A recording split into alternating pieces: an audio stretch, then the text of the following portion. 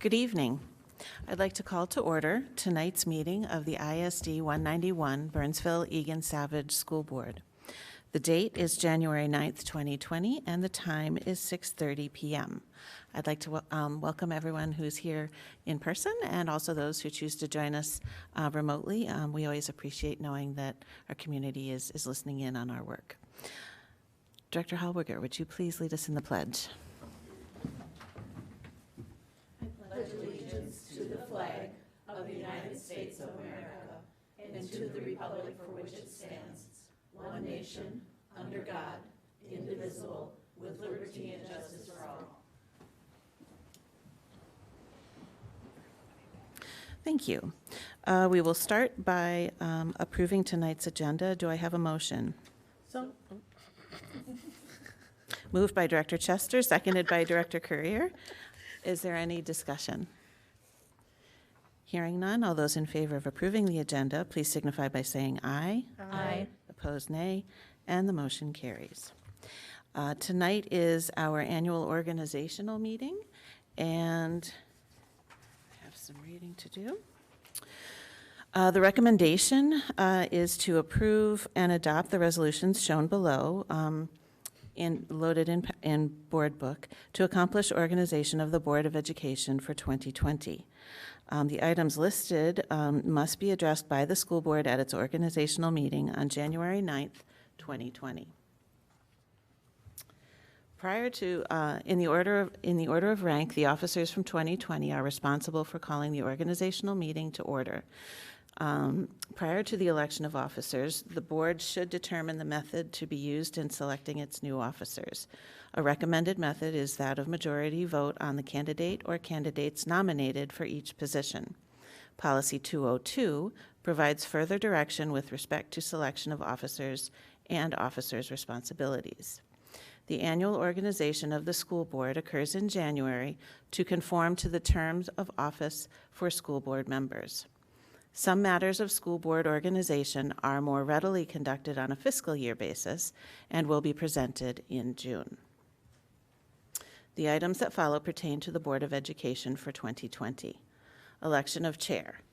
The chair presides at all school board meetings and works with the superintendent on calling board meetings and establishing meeting agendas. At times, the chair is called upon to serve in a ceremonial capacity as the ranking elected representative of the school district. The chair countersigns all checks drawn by the treasurer. Nominations are now in order for the office of chair.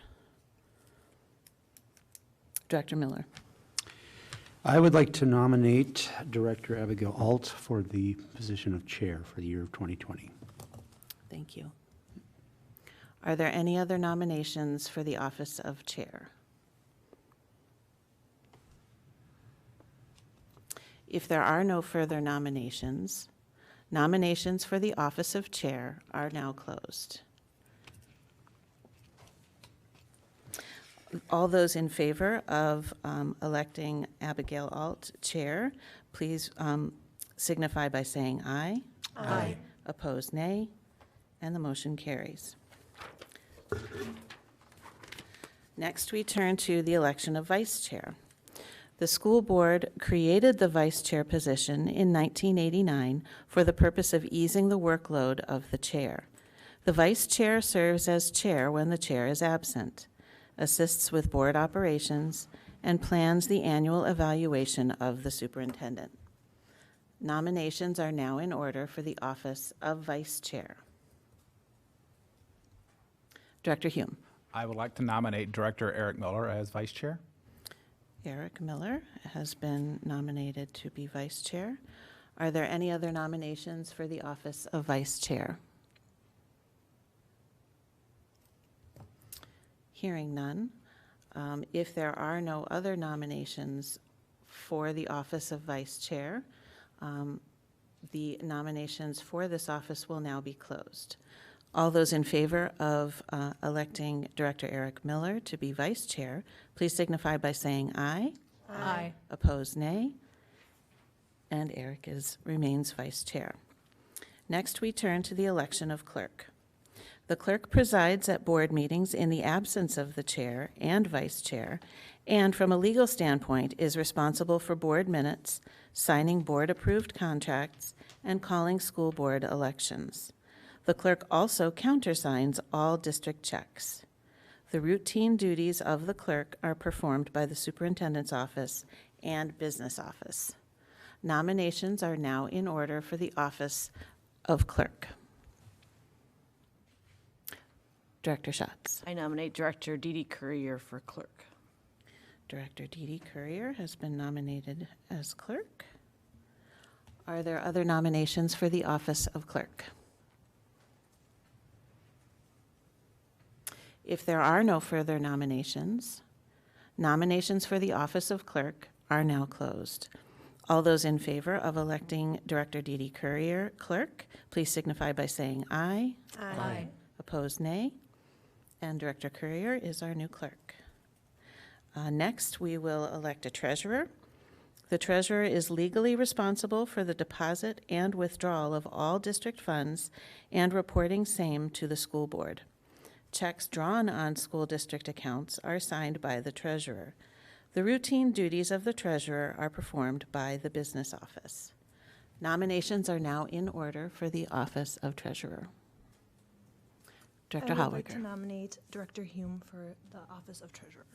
Director Scott Hume has been nominated to be treasurer. Are there other nominations for the office of treasurer? If there are no further nominations, nominations for the office of treasurer are now closed. All those in favor of electing Director Scott Hume as treasurer, please signify by saying aye. Aye.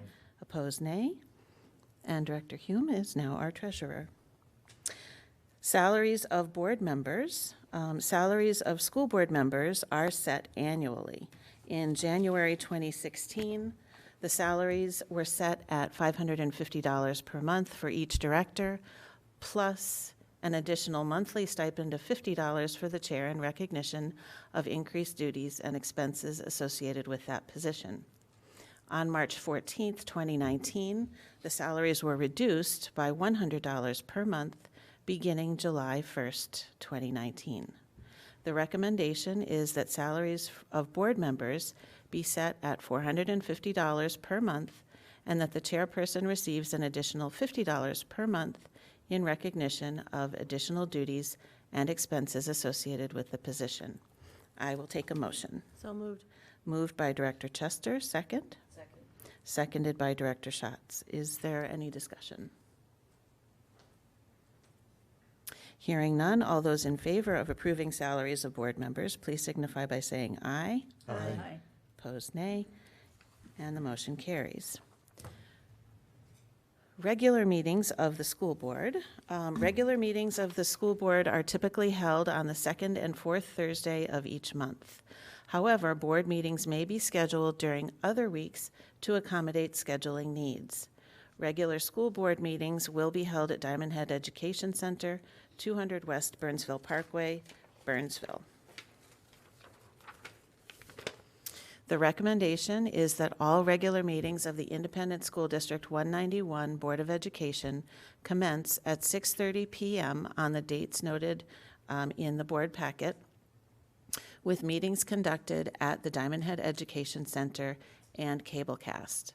Board listening sessions will be scheduled from 5:45 to 6:15 p.m. before regular board meetings. In case of inclement weather, the board meeting will be scheduled. The board meeting will be scheduled Monday at the same time and place, unless Monday is a holiday, in which case a special meeting will be posted. And I would like to just draw people's attention to the fact that dates that have an asterisk following them represent meetings that are not scheduled on the second and fourth Thursday of the month. I will take a motion. May I ask a clarifying question? Yes. Because we're going to go into discussion in terms of the status of what we're going to be doing with Diamond Head, do we need to name the location? If that were to change, or would that be? If it would changes, that we'll be a deal with it separate at that action? point. Okay. Yes. Yep. Okay. Yep. Good question. Thank you. I'll put forward a motion. Motion by Director Miller, second. Second. Seconded by Director Schatz. Any other discussion? Okay. All those in favor, please signify by saying aye. Aye. Opposed, nay. And the motion carries. Items G through N in the board packet pertain to calendar year 2020. They are of a routine nature, and although board action is required, discussion is usually unnecessary. I recommend approval of all resolutions as a single consent agenda. In the event a board member wishes to discuss any item, it should be removed from the list so that it may receive individual consideration. Are there any items that a board member would like to move for separate consideration? Director No, Courier. but can I make a suggestion that we read the title of each one of those for the audience? Yeah, sure. So we have item G, authorization. I'm going to do it electronically. We have item G, which is authorization of electronic telephone fund transfers, authorization for use of facsimile signatures. Item I, designation of official depositories. Item J, appointment to committees. Item K, authorization to execute and file application for state and federally funded programs. Item L, designation of legal counsel. Item M, designation of official newspaper. And that is where we stop. So we're leaving N out? And, It's not called out as N, but there is an N. okay, hold on. N is designation of identified official with authority for Minnesota Department of Education secure website access. Thank you for pointing that out. I will take a motion to approve these items on consent. So moved. Second. Moved by Director Courier, seconded by Director Miller. All those in favor, please signify by saying aye. Aye. Opposed, nay, and the motion carries. Thank you, everyone. And we have a new cabinet, new set of leadership, and I know we are all looking forward to continuing our work together on behalf of our students with all due diligence.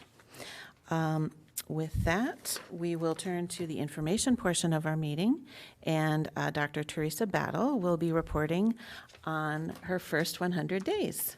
Dr. Battle. Thank you, Chair Alt, directors of the board, and student representative Filipos. Well, my first 100 days focused on transitioning to my new role, learning more about the district, setting timelines, and creating goals with associated tasks to guide my work.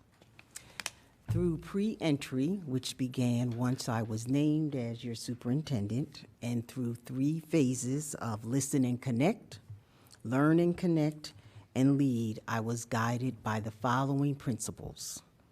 First, the belief that through strategic planning, all of our efforts as an organization must be aligned throughout the district. Second, collaborative learning. I believe in the power of collaboration between staff and among teachers, support staff, principals, central office, and departments to improve our collective knowledge to serve our students and families. Where we may not have the expertise or subject matter or the talent, we rely on each other to make sure that we are always bringing our best. Lastly, reciprocal accountability. I believe that we must model and support what we expect throughout the organization. I do not work alone, but within complete networks of colleagues that form and reform around specific tasks or issues. Leadership should be distributive. So I thank you for your support. We have been collaborative to help meet our goals that we have. And so tonight I lead with those beliefs, and then we'll go through some goals and some major accomplishments and some next steps for the next 100 and the next 100 days. So a little bit about pre-entry. So even though I began on July 1st, you must get ready to assume that role. So the pre-entry phase was a time for me to begin establishing relationships because we are in the relationship business. I held meetings with administrators, teachers, other staff, board members, and outgoing Superintendent Cindy Amoroso. I spent time this summer getting ready for the fall start of school, reviewing contracts, district policies, and other documents to inform my understanding of District 191 before I officially began July 1st. So let's talk a little bit about the first phase, listen and connect. So you see here a picture with board members. This phase was highlighted by a great deal of visibility for me as I got to know stakeholders.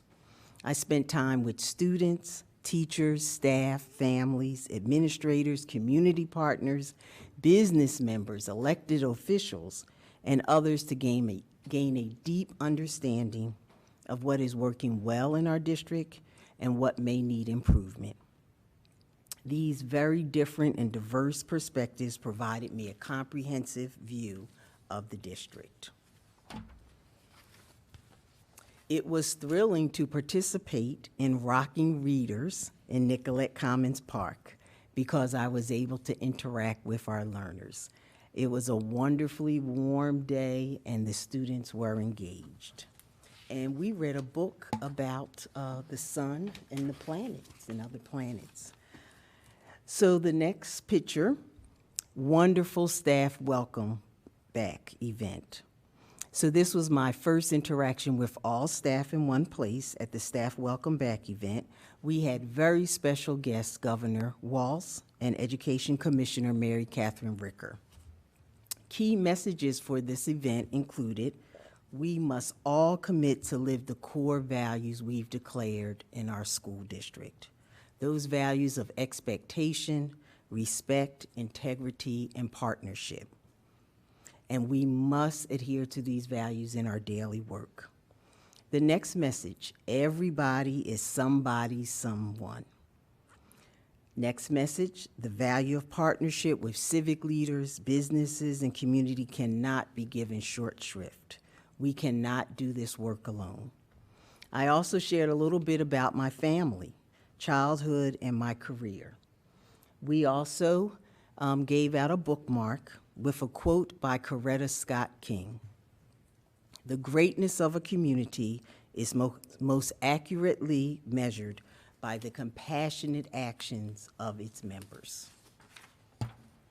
Some more events.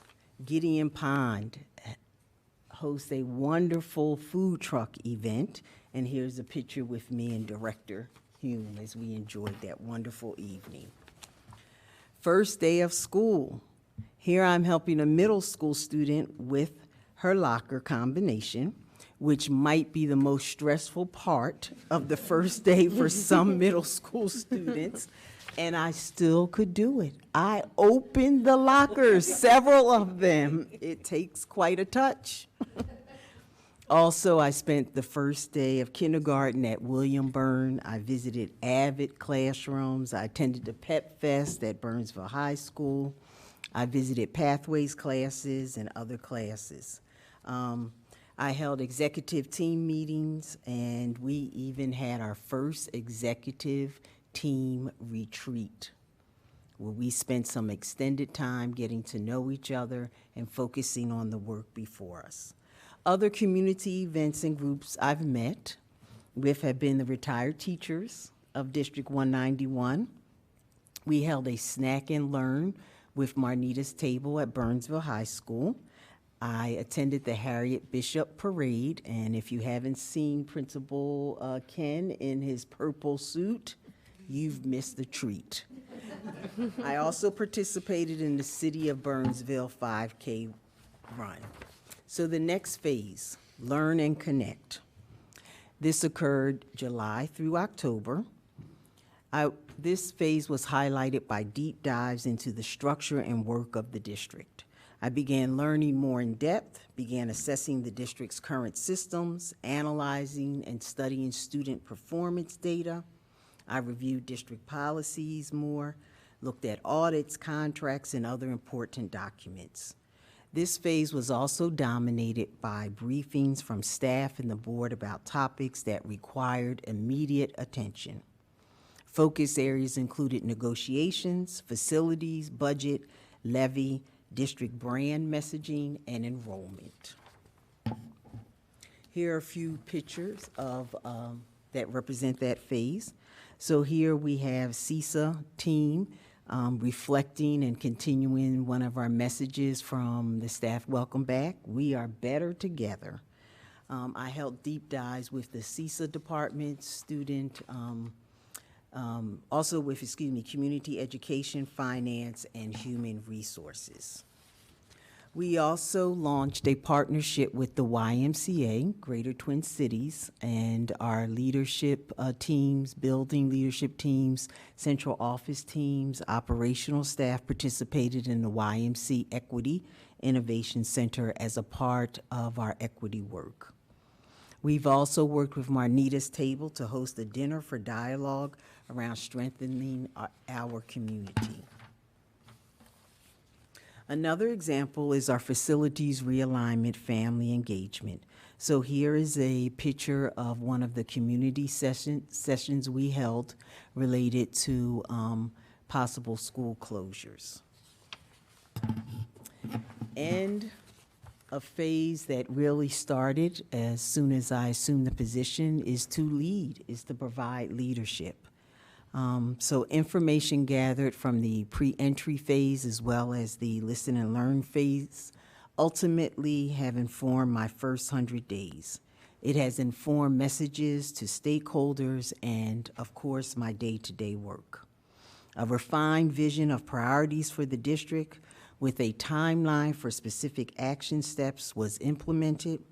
This included the levy campaign as well as our facilities realignment. I have continued to further strengthen relationships and build trust among all District 191 stakeholders. Next, we go to goals. So it was important to really establish strong board superintendent relationships and build support from the public through frequent communication, open and honest dialogue, and partnerships. I want to specifically remark on the work about building support through this frequent communication. As you know, we have really implemented engaged community involvement, first in the levy campaign and then through our facilities realignment, and also for our attendance boundary. And in another report, I'll talk about the upcoming community engagement for attendance boundary changes. With that, wanted to share a few more examples from that leading phase and really getting to know more of the stakeholders. So I've participated in community groups and events. I've joined the Burnsville Rotary, which is a tradition of the superintendents in 191. Attended Night to Unite, Art and All That Jazz, the Egan Market Fest, International Festival. I mentioned the food truck at Gideon Pond.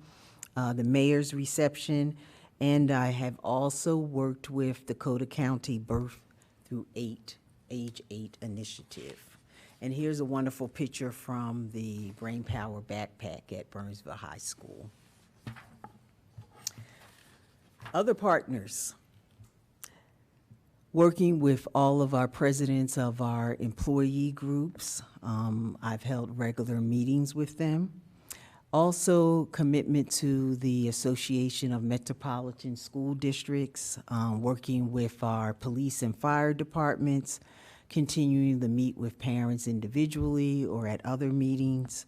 I have met with the American Indian advisory councils, and I plan regular time within schools. I try to get into schools twice a week for a minimum of 2 hours each day. And here I am at the garage with Jack Cole Williams, the director. and very happy about the work he engages our youth in. Dakota County recently honored him with an Excellence in Leadership Award, and I can understand why. So one of the great partners we have. With that, to highlight again that clear, honest communication. So I believe that when we do not have an experience or we don't give an experience as expected, we have to really make sure that we communicate about what our response is and how we can make it better. And so this summer, right, a little bit after I started, there was a NPR Metcalf story. And so it was important for me to make sure I communicated to the community about my expectations. Media interviews. Wow, Sun This Week, Savage Pacer, and the Today Show, third hour with the women of Burnsville. Care 11, I mentioned earlier the retired teachers, KMOJ, spokesman recorder, the Star Tribune, and I've also submitted 2 columns to our local newspapers, and so that will be a regular feature. Finally, to end with some of the accomplishments, I cannot thank the community enough for the passage of our levy. Assistant Superintendent Brian Gersich and I had 2 hires right away in July. So William Byrne, Principal and Director for our Teaching and Learning Department, the Facilities Realignment Process, Board Superintendent Protocols, and I believe we have engaged our community. And so next steps, we are continuing Facilities Realignment. We are about to embark on the boundary adjustments and sharing those options with the community, beginning our budget process, transitions for fiscal year 21, and then a new vision for District 191 as our strategic plan does end this year. So this concludes my summary of my first 100 days as your superintendent. I think it was exciting, but not as exciting as the first 100 days for the kindergartners. So if you've never experienced that when they celebrate, please talk to a kindergartner. Boy, it's a big transition for them. So I did it. You did Just it. like the Yes. kinders. Thank you, Dr. Battle. Thank you. You have had quite a first 100 days, unlike, I'm sure, most superintendents, and you've handled it with the challenges with grace and thoughtfulness. Board members, do you have any comments that you'd like to share? You took the words right out of my mouth. Yeah, yeah. Thank you. You summed it up. Can't promise all 100 days are going to be that interesting. But we'll try. I was going to say it must feel like 300 days, but Thank you very much. Next, I would like to invite Lisa Ryder, Executive Director of Business Services, to the speakers table. We will receive a report on FY21 process and timeline. Welcome, Lisa. Good evening, thank you. As we begin talking about FY21, we will be working towards a June 30th deadline by statute for approval of an adopted budget. And so as we begin this conversation of our process, we want to talk a little bit about our goals for that process and the timeline for the fiscal year 21. As part of the goals, we want to make sure we're good stewards of our taxpayer dollars and align our budget so that it is in sync with our strategic plan. And of course, always complying with our statutory requirements. Additionally, making sure that we have taken into consideration stakeholders' perspectives in any of our and all of our budget process. So that's something that we will be working towards as a goal, and to be very transparent about that. Additionally, we would like to submit a balanced budget.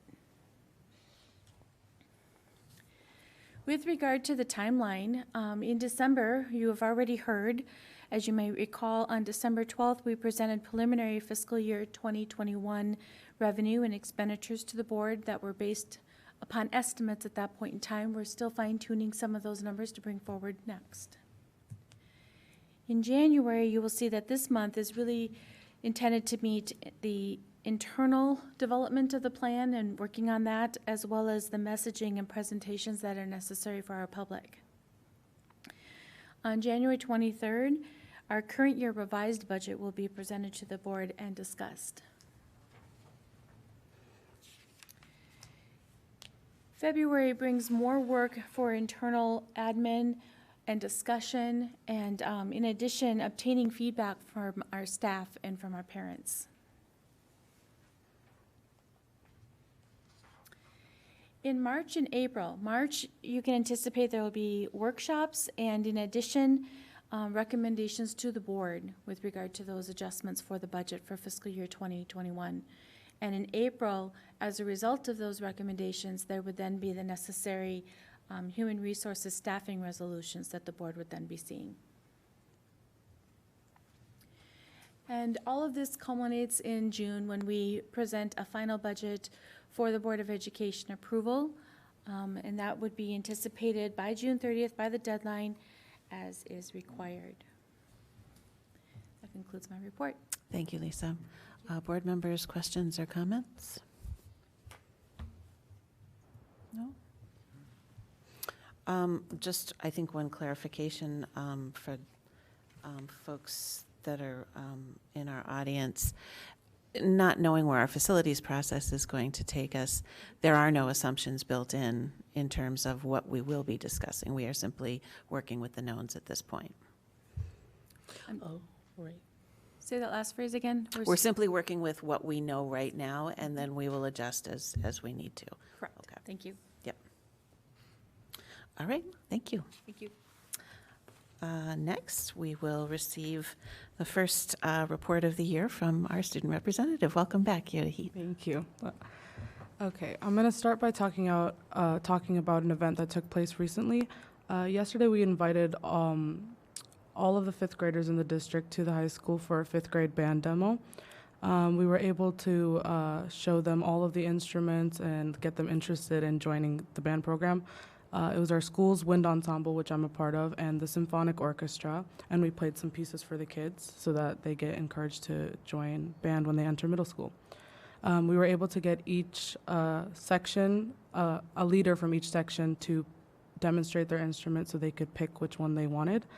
And the kids showed a lot of excitement, which we were very pleased with because they're the future of our music program in this district, and we really want the program to stay alive and continue. Next, the Burnsville Youth in Government program departed to Minneapolis this morning to take part in a model assembly program. There, students are able to participate in entirely student-led government activities and meet other students interested in government from all across the state of Minnesota, which is a very great opportunity.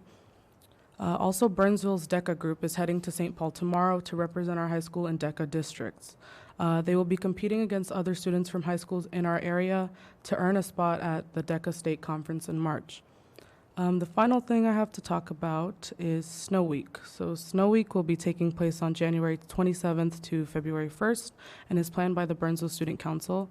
It is basically just a week full of fun after school and during school activities for students to participate in on teams with their friends.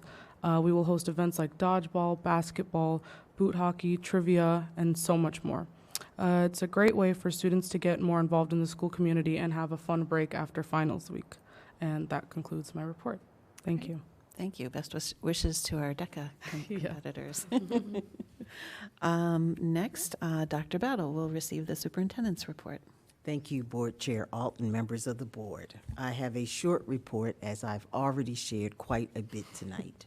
I want this opportunity to share with you and invite the public to participate in important meetings about school attendance boundaries next week. As you know, we need to change our attendance boundaries for several reasons, including because we are combining schools for next year.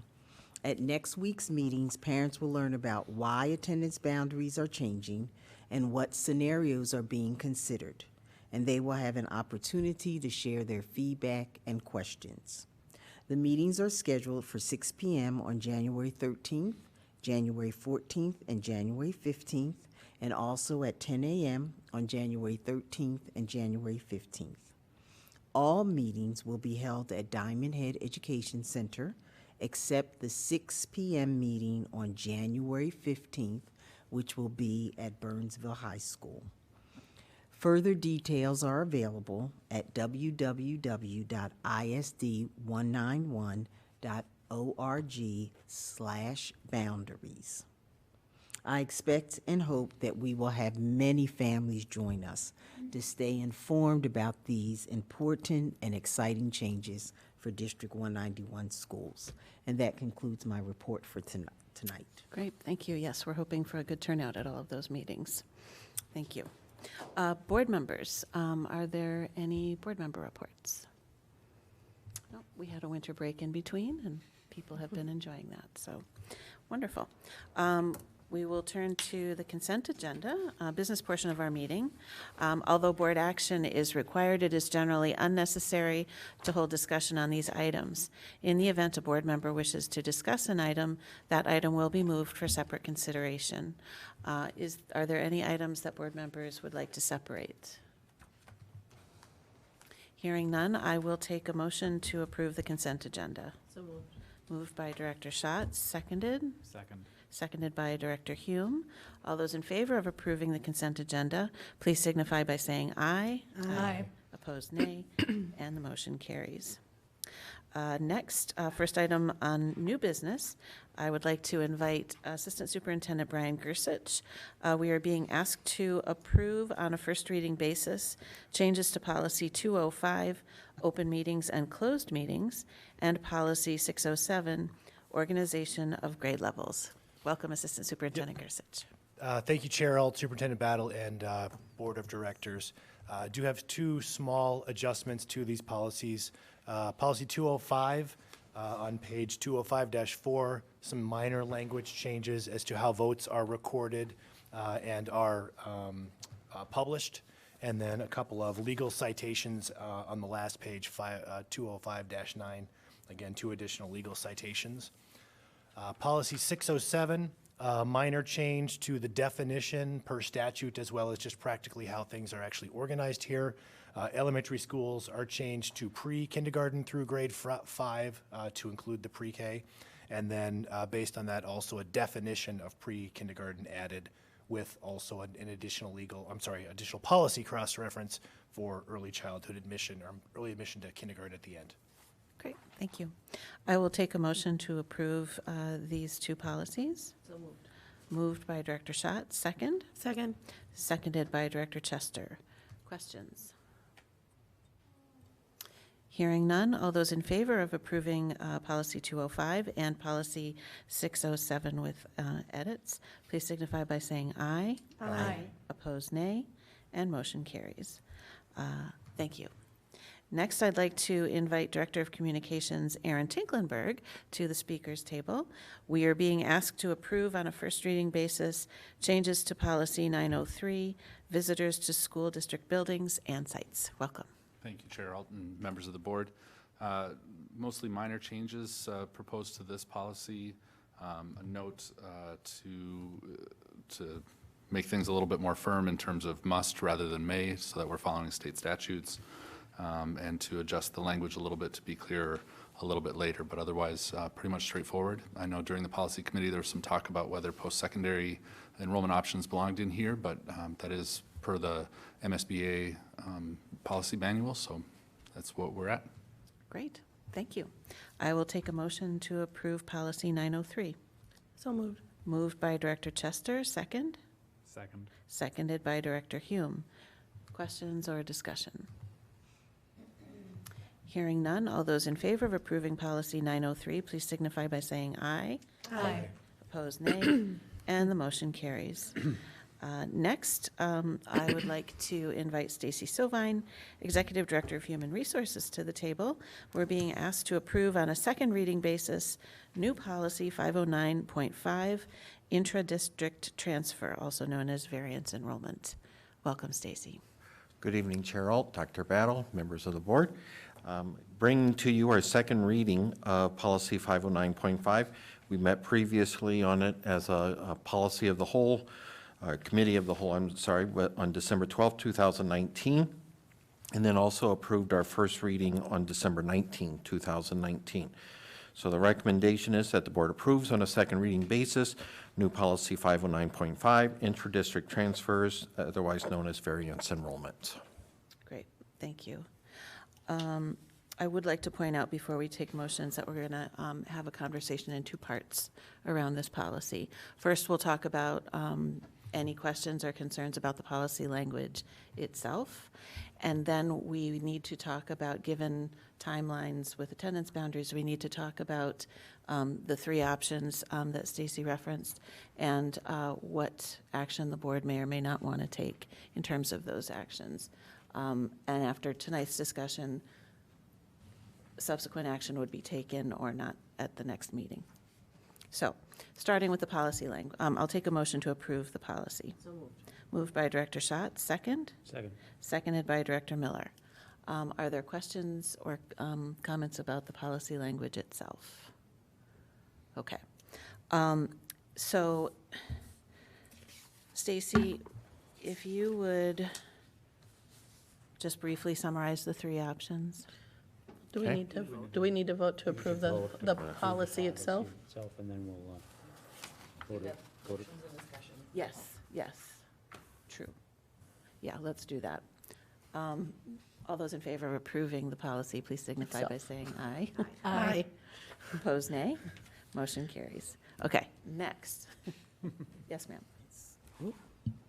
Chair Alt, in reference to the part of the policy B5, is that the next part of the discussion? Is it referring to that particular part? Let me pull it open. It probably is. I have it here.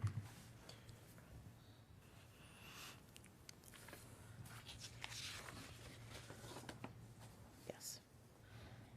Thank you. Not B5. B5 is establishing approval process.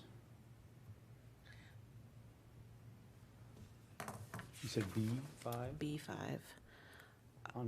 in 5095. So what we need to discuss is whether the board wishes to suspend policy 509. If there's That's- action related to the If there's policy. action related, right. Point D is the temporary suspension of the policy. Yes, correct. Yep. So the question is, I know we've all had the three options in front of us, and we know, Sorry, go ahead. it's okay. And maybe Stacy, just for the purposes of our audience, just talk about the three options and what the ramifications are. Don't have that document in front of me, so forgive Yep. me if I don't put them in the right order. Option 1 is under Section D of the policy, is where the board would have the ability to temporarily suspend the policy. Now, what that means is that everybody that is currently under a variance would be required to go back to their home district, the resident district, school boundaries. And we wouldn't accept a variance for that for next year.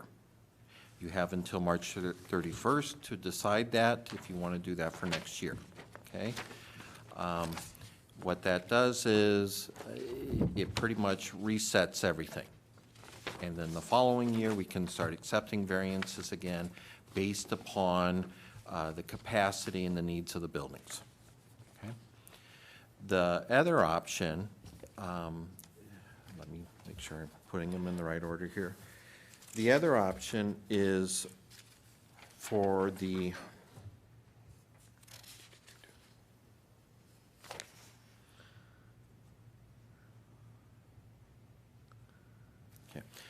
The second option, what that would mean is that we would continue to accept our variances with the current practice that we have in place right now, okay?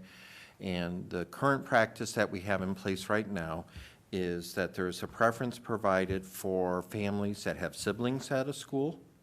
There's a preference for children of staff members at that school. And then also, once we know the capacity of a grade level, we allow up to half of that capacity to be filled with variance requests. Okay, that's probably one of the most flexible areas that we have. So if I have 2 teachers at a grade level for kindergarten, my maximum capacity for kindergarten at that building is 50 students. If I only have 40 resident students enrolled for kindergarten at that site, in a sense, I still have 10 spaces for additional students. So our current practice would be 5 of those spaces would be set aside for variance request. Okay? So option 2 would be to continue with that same pattern. Depending on how much space we have, both by structure, classroom space, and staffing space, we would continue our current practice. Option 3 would be, and this is where Dr. Battle was talking about under B5, is where the superintendent could modify that process. So instead of us accepting, let's say, 50% of what we have left in capacity, we could go up to 80% or 90% or even 100%. Instead of our preferences only being outlined for those with siblings or those, the children of staff members that currently work at that building, another preference might be if I attended that site the previous year, I have a preference of doing a variance back to that building. And then we can even play around with maybe what grades we look at as far as our preference. So maybe we look at grades 3 and 5, have a preference of moving in and transitioning in that way, or some combination thereof in between. So option 1 takes board action. Okay? That's where you're suspending it. Everybody goes home. Done. No more discussion for next year. Option 2, leave it as it is. And if we have space, we have space. We don't, we don't. And we have a lottery. We go through a process with that. Our preferences are, we'll just fill up the classes as we have availability to fill them up. Option 3 is where the superintendent builds in some type of a transition period into our variance process over the next couple of years and makes modifications. Understand that option 3 may not be ideal as far as building capacity. Okay, so I'm not going to step into the boundary conversation. That's another group. But understand, when we start moving and playing with how the variance request goes, we may move from a 92% building capacity to even higher. We may be going over capacity. We only have so many classrooms in the buildings. Okay? So what ends up happening is, not that I'm able to add more teachers and add more classes, but once we start going over capacity, class sizes start increasing at those sites.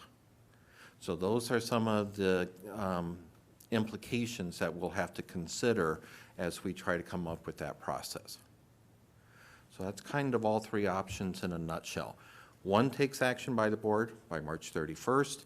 The others can be established as soon as we are ready to start accepting enrollment for next year. Great, thank you. So I think what we'll do is we'll simply start with option number 1, since that is the only one that requires board action. And board members, do you have questions, concerns, comments about option number 1?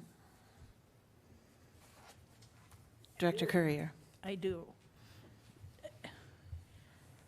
The ones I worry about the most are the families that have childcare located in that area, especially for the K-2 crowd that may have childcare located in that attendance area. And if we do where you can't go to that school, that's very punitive, and we don't want that particular feeling out there. Thank you. I mean, could I ask a question or Yes. get some more information? Because like with option 2, if you just leave the variance or enrollment process as it is, but we have the school closures happening, so we already have children going into new schools under the new, with would all the variances kind of go to 0, and then, everybody's applying to variance and they would have equal, or is it they already have the variance, so therefore they're automatically in? That's the part that I'm trying to understand, because that may impact how your question is, because if it kind of goes to 0 and everybody has to start over with a variance, and it goes based off of whatever criteria for that changes a lot. So I'm not sure what that is. Okay. So our current practice, as well as what our policy describes for us, is that once you've been accepted under a variance at a site, you do not need to reapply for another variance while you're at that site. So as long as you're at an elementary building there under a variance, you won't have to reapply until you move to the middle school level if that middle school isn't your resident middle school. So I have a variance to Hidden Valley. Okay, I live in the Sky Oaks area. Okay, and when I'm ready to go to middle school, just because I went to school at Hidden Valley, you wouldn't automatically go to Eagle Ridge. You would need to apply for a variance for Eagle Ridge. But we wouldn't force folks to reapply for variances under our current practice and policy. Okay? So the folks that would need to apply, as in any year, are those who may want to go to a certain school, or in this unique year, possibly return to a school in which they were a resident at one time. And with that, we would then look at how many teachers do we have, what is our capacity, and how do we do that? That's under option 2 with our current practice. But does that take into account the students from MW Savage and Sioux Trail that would have an interest in a variance preference? Because they're not already, their homeschool's automatically going to change. Right. It's not so much, where in the boundary readjustment for other schools, for like, say, Hidden Valley, that's a different scenario. So what would that scenario look like for those 2 schools? For those schools, we would first place them at the school in which their new residents, their new boundaries would assign. Right. If they would say, for whatever reason, I don't really want to attend this school that I'm now assigned to under the new boundaries, then they could apply for a variance to another site. But they would be placed 3rd in the preference line.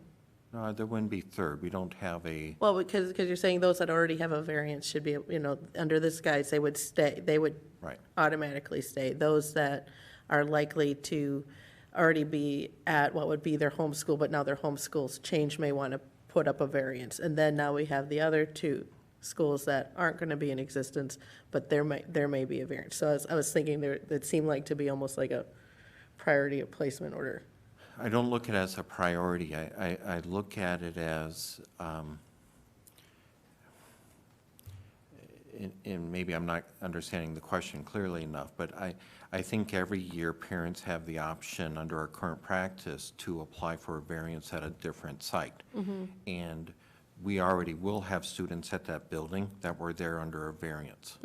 So just because a family decides next year that I want to now go over to a different building under a variance, I don't see the order in which they're able to do that being any less than what it currently is. Okay. Director Miller, you had a question. Well, I think we need to back this up just a second here. We did not have a policy previously. We just created a policy tonight. So there is now a new policy in place that governs, which we had existing practice. We need to, the first point of question here is if we want to adopt this policy and maintain it in the next school year. If we're not going to have the policy in place, or we're going to suspend it for a year, we need to have a motion on the table and vote on it. So does anyone want to make a motion to suspend the policy for the next year? Well, that would be the, I mean, if we're not going to, if nobody's going to do a motion for that, then we don't, then option 1's gone. We don't have it to. We can move on to option 2 and 3 because, Right. right? True, yeah. That's the only one that requires a motion to, we can get into the details of the 2 and 3 after we decide whether anybody wants to put forward a motion. Well, I think the thought was to have the conversation tonight and then bring it back. If there was going to be board action, that we would discuss options tonight. Okay, well, that's fine. I guess, does anybody feel like they intend to, has any intention to put forward a motion to suspend? I'm not in favor of option 1. Yeah.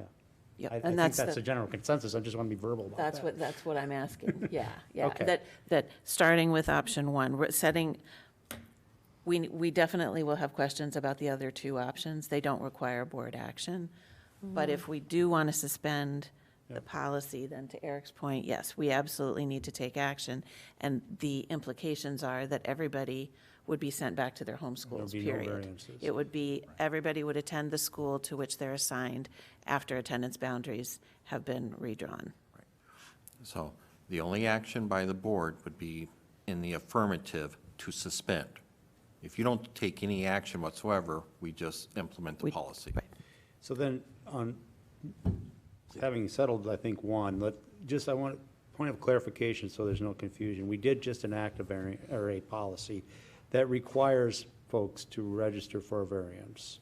I think it also gives discretion to the superintendent, and we're really what 2 and 3, all we're doing is determining the direction we advise Superintendent Battle to take as she implements this policy.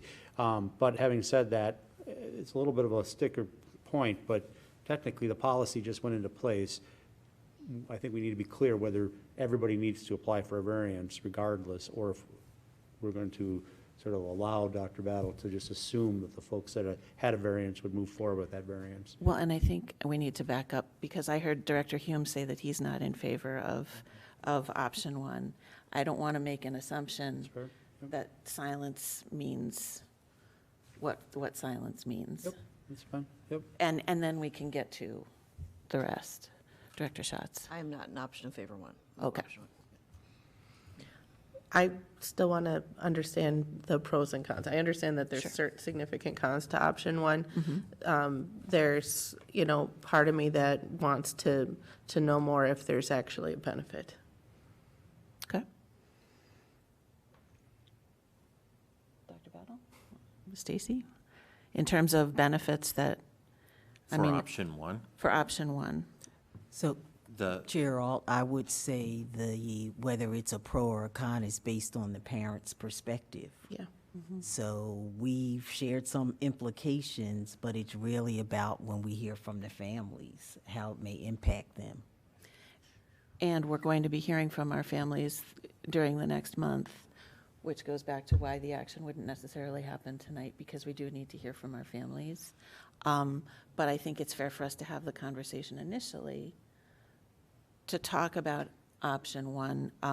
It sounds like it really is more a financial and staffing and predictability benefit that we're talking about. It's about the adults.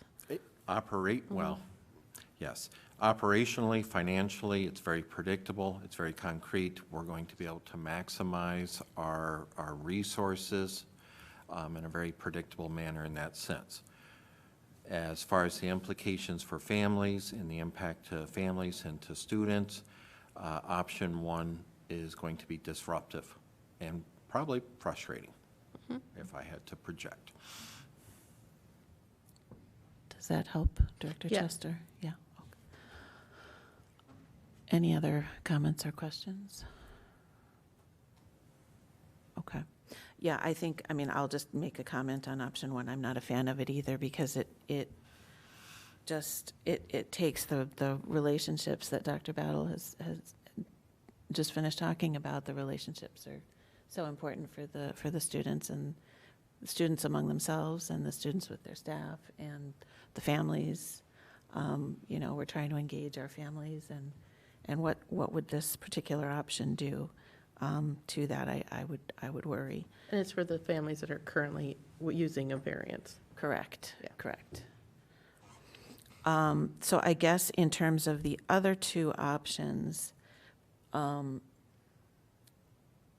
do we want to have a conversation about those? Do we want to come back after we've had a chance to listen to our community and hear the input from those attendance boundary conversations, what their concerns might be, because I believe that is going to be one of the questions that they'll be asked. Does that make sense?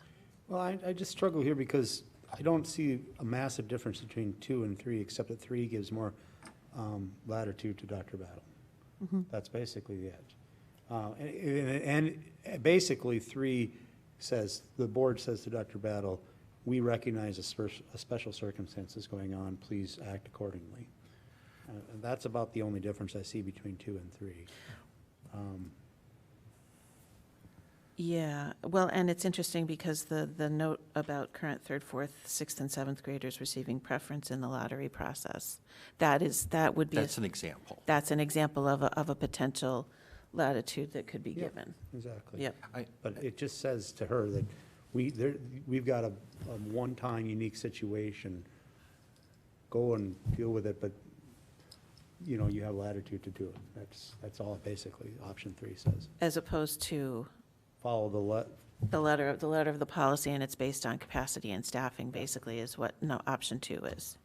What option 2 is going to do, right now for elementary, we are just under 25 students per teacher. That's our kind of our mid-target range, okay?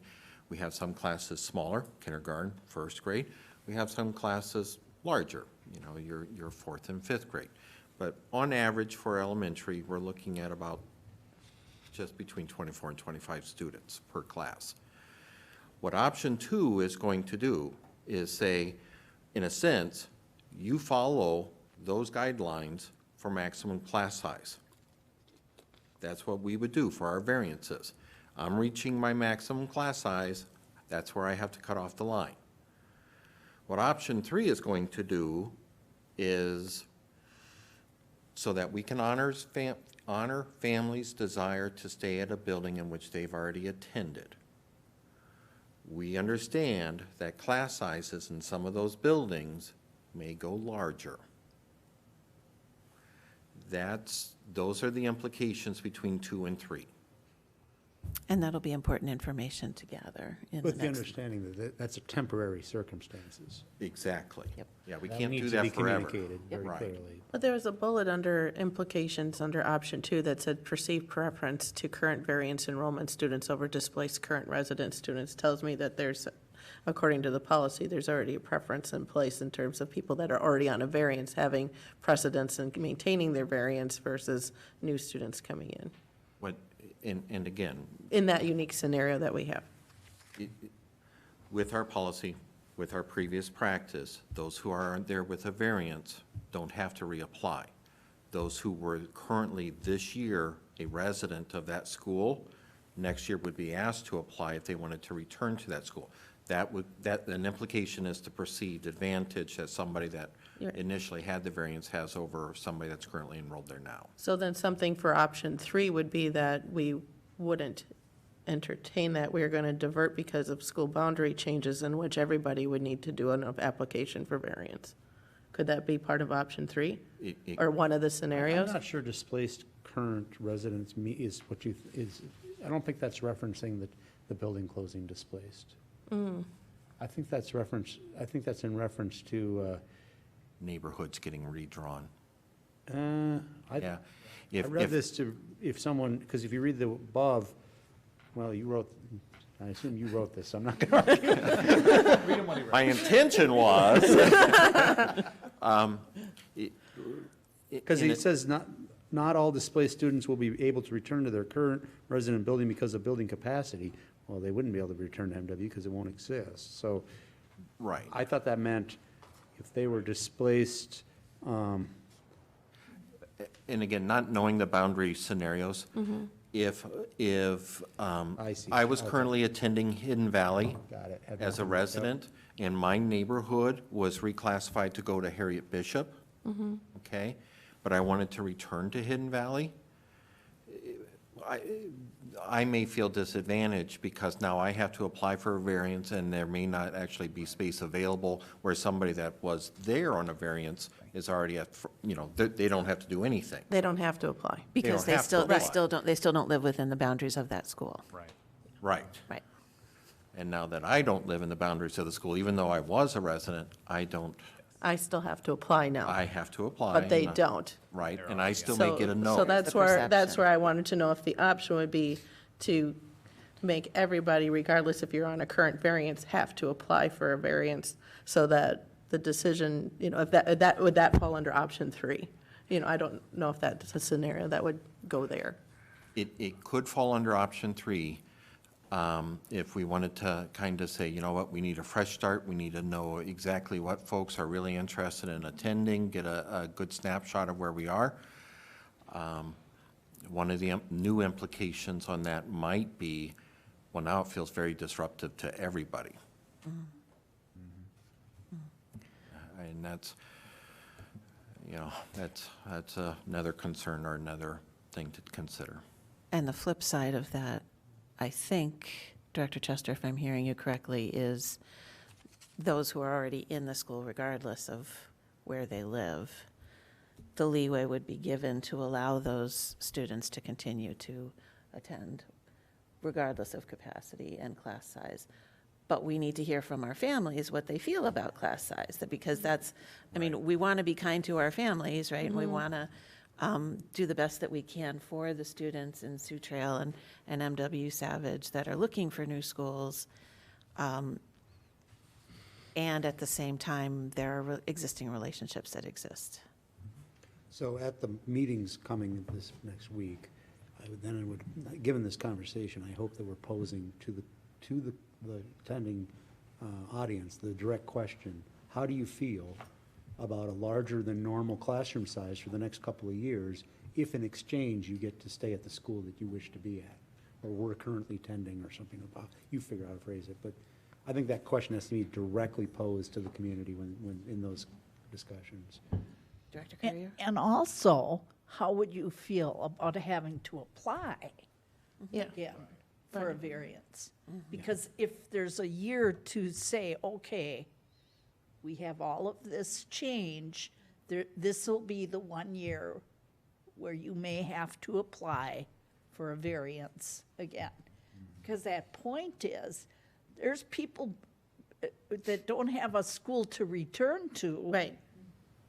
That are being disadvantaged, that this may be the year you have to reapply. And then also maybe what percentage of the current student enrollment is doing the variances? Because like we say it's going to, promote a lot of family frustrations, but what percentage of the totality are we really talking about? Lisa, did you want to join Stacy? Dr. Battle?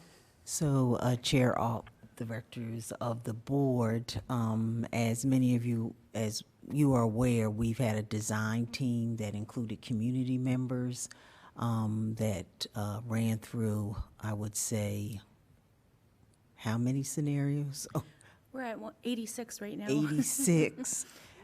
We've had cultural liaisons, we've had directors, principals, vet, and so the community meeting agendas are designed specifically for understanding the scenarios, the why, the criteria, and getting the input. So the questions are related to just the scenarios. So I'd like to ask Lisa Ryder to join us to share a little bit about the questions that may be posed and see if we can fit in variance, because we weren't expecting to discuss variances at those community meetings. As we plan for the meetings that will begin in the next few days, the fact of the matter is our attention in helping our families to understand the boundaries and the complexity around that, we've been trying to really focus on that alone and help them to understand that, variances is another step in this process, and one which we're really not going there with in our conversation with them during our current planned community meetings was our intent.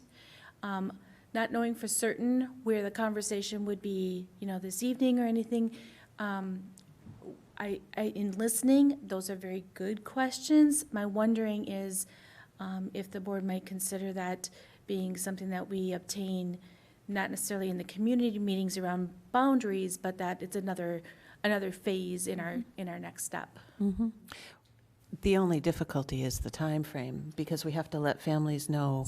A survey, something of that Yeah, a nature, survey maybe? we could do a survey, or even, I'll throw out just independent of variances, although at this point it would be very clear that the question would be linked to variances, asking parents about class size. Through our budget process. I think too. you're not going to have a choice.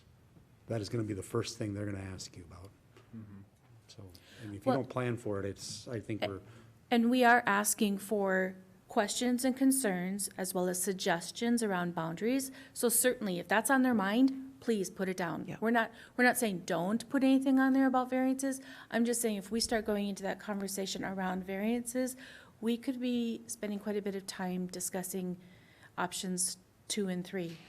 Yeah, and given the nature of the broad nature of the questions that you're asking, my guess is that we will get a read on that anyway, because class size will naturally come into it. Director Schultz. Do the participants in the community meetings, are they being given a takeaway of any kind, a handout, anything like that? Do they have something? Do the participants in the meetings have some sort of handout, takeaway from the boundary meetings? Right, so we were planning on having, similar to what you saw in the facilities process, where all their comments and suggestions would be on long sheets, but as, maybe this is what you're referring to, but like an exit card type survey as they leave with regard to those certain short questions we might have around variances could be an option too. Right, yeah, either that or a here's, we're collecting information about class sizes, here's the website link to go to. Sure. To go there. But so there's some additional information that even if it's not discussed outright during the meetings, there is a facility, a collection site set up for those as they exit or as they leave the meetings. Good That's a idea. great idea. Yep. So, Director Hallwiger.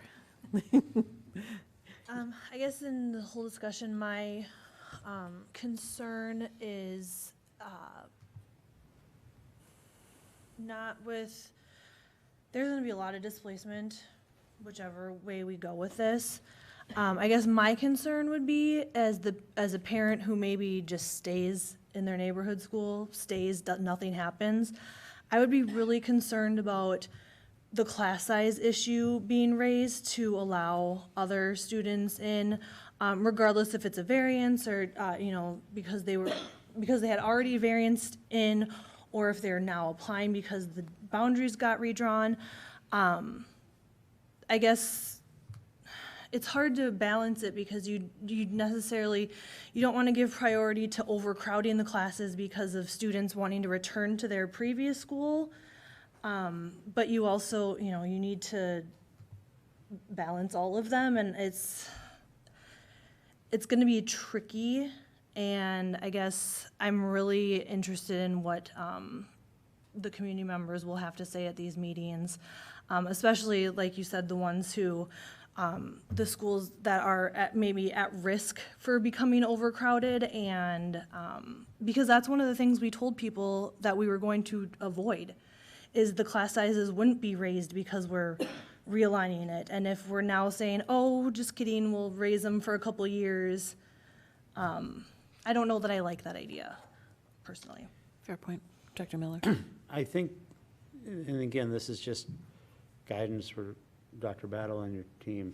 I think we have a couple of scenarios in this district. I think that is probably absolutely true for most of the elementaries, that most of them probably would prefer to maintain a classroom size that seems normal. There are a couple of buildings, Ron and Harriet Bishop, where I absolutely guarantee you the parents there would rather go to a larger classroom size and be able to stay in the building. A large amount of the parents probably, would feel that way. So we just need to make sure that the voices are heard equitably across the, the platform as I don't think we need to make one decision universally, is what I'm trying to say, for the district. And again, it's a temporary situation. I think most people, most adults understand that a lot of the choices we make in life come with trade-offs, gives and takes. And so a lot of people will probably have to spend some time thinking about it, but they will have an opinion on it, whether they're willing to go a little bit extra on classroom size to stay at the school that they've invested 2-3 years and about to leave to go on to middle school or not. And to your point, thankfully, it's a temporary. Yes, it's that's a got to be temporary absolutely thing. clear, Yeah. multiple times. So lots of communication that has to be done, gathering of information. And Dr. Battle, you and I will check in and determine. It sounds like I'm not hearing anyone championing option one. No. So would it be fair to say that we in the coming weeks, we will want to learn more and then give guidance on options 2 and 3? Mm-hmm. Okay, great. I think the one thing I've been struggling with in terms of variance is some of these decisions are whether or not we're going to encourage variances, and does that send a different kind of marketing message in terms of the values of the schools that we have as to encouraging one family to variance into another, because that has some sort of a perception of something that's not okay, that's in what there would be their home school. So we have a lot of changes that we want to be moving forward with, and exciting changes in terms of pathways in the elementary schools and everything that we want to be addressing. So I'm not sure what the timeline is in terms of when variances are accepted, because what kind of marketing could be done in terms as to why it's exciting to be in your home school, kind of thing. I think that there's, maybe I'm just getting a negative connotation in terms of variance, and that we're allowing dissatisfied customers to be satisfied somewhere else. It's just that, and that's the wrong term. It's poor, but that's kind of how I'm feeling. And so it's like, in addition to this, what is that other positive marketing push with where we're going with the schools, and then what is the timeline in which parents need to decide about a variance? That's another part I don't know. And the connotations of what historically variances have represented versus where we are at this point in time moving forward. Yes. Yeah. Director Schatz. Perhaps it's maybe a clarification of communication that there are many reasons why families may want to go to a different school than their home school. And one example in our materials here is you have a middle schooler at a middle school. It's just easier for you to send your elementary child to an elementary school that's close to that middle school. And so, especially now that we're down to the 2 middle schools, so maybe just the idea that it's the communication piece is there are lots of reasons why people would choose a different school than their home one. And so it could be closer to, a very young child, health, childcare. It could be close to work. I mean, it's just lots of reasons. So let's not assume that people are choosing it for a school for one reason or another, but just keeping that all those scenarios probably in mind. And the good reason why families might will want to embrace their new school. Mm-hmm. Yes. Right. Yep. Good point. Thank you. Anything else before we wrap up? All right. Do you have what you need? Yes. Okay, great. Thank you. All right. Okay, so before we adjourn, when we adjourn, we will adjourn to a workshop on the City of Burnsville landfill discussion, and then we will turn to a closed session as permitted by Minnesota Statute 13D.03 to discuss ISD 191's labor negotiation strategy. I will take a motion to adjourn. So moved. Moved by Director Schott, second. Second. Seconded by Director Courier. All those in favor? Aye. Aye. All right, 10 minutes, so 8 o'clock, we'll be back. Thanks, everybody.